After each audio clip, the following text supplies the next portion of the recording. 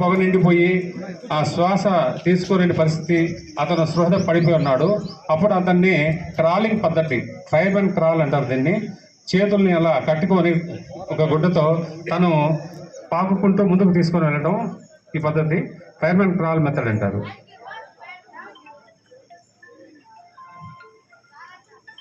అంటే స్మోక్ అంతా కూడా ఫస్ట్ 3 feet వరకు కింద గ్యాప్ ఆక్సిజన్ అందుద్ది. ఆ పీరియడ్ పైన అంతా కూడా స్మోక్ ఉంటుంది కదా, అందదు. కాబట్టి స్మృత పోయిన వ్యక్తిని ఈ విధంగా క్రాలింగ్ పద్ధతిలో తీసుకెళ్తారు. కాళ్ళకి వేసుకొని ఇట్లా తీసుకొని వెళ్తాం.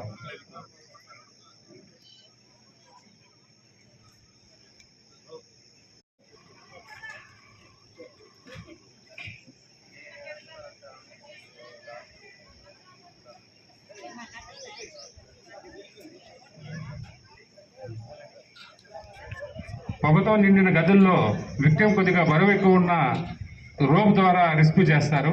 నడుముకి కట్టుకొని ట్రాక్ చేసుకుంటూ ముందుకు తీసుకెళ్తారు.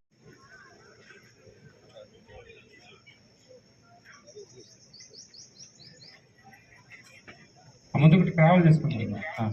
ఓకే, ఈ విధంగా పుల్ చేసుకుంటూ స్మోక్ రూమ్ లోంచి బయటకు తీసుకెళ్తారు.